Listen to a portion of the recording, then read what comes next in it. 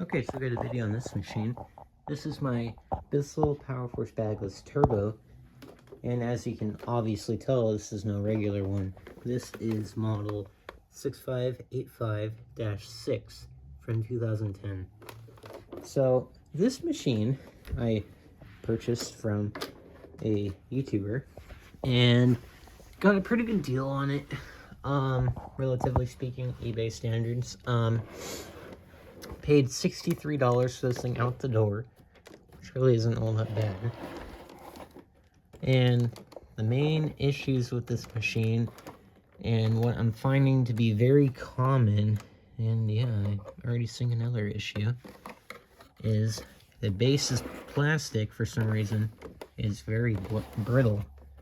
In his video, this footlock snapped off, and so did the base parts down here. And during shipping, the whole entire height adjustment thing, the plastic that holds it on, broke. So now it just falls down there. I have a zip tie sitting down there so it stays up, but if I force it down, it will.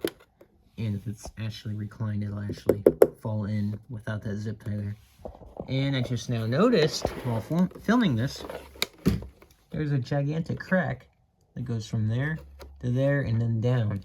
So this base is pretty well cooked, relatively speaking. You can actually see it continues right there.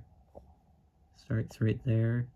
Might just be stress cracking because I don't actually see it splitting yet, but it is there. And it's only time before that happens. And then the wheels are kind of bowed out. I mean, these things are pretty cheap, and I think that they did make them cheaper than the other ones. So you can see I got a zip tie right here, so that way this doesn't split going down here from pressure. And then there's zip ties right there. Something wrapped around the brush over. Okay. I'll get that light. Oh, there we go.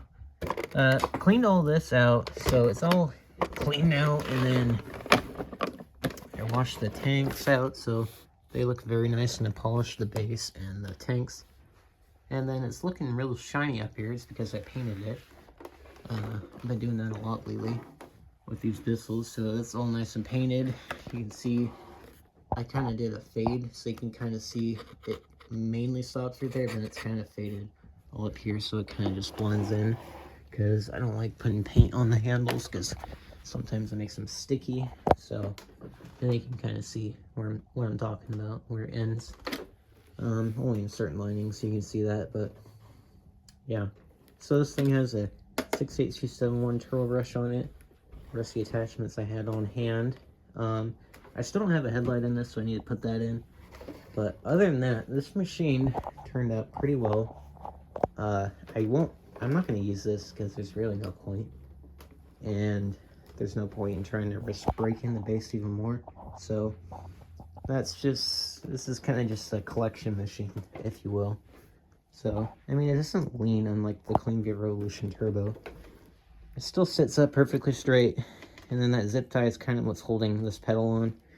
As you can see, it wiggles around, and yeah, it's not good. So, that kind of sucks. But, yeah, so that's the turbo. Figured I'd give you guys an update on this, since you guys really love these Bissells. And I have to say, I do like these Bissells, but I don't know. They're definitely not the best machines ever. I have quite a few, as you can see. One there, one right there, another right there, another right there. Those are just my collector ones, and then these ones up here will be for sale. For sale, for sale, for sale, and for sale. So, you know, I have my experience with Bissells and all that. So, I know that they're not the best machines, but I do like them for collection purposes. So, anyway, enough with that.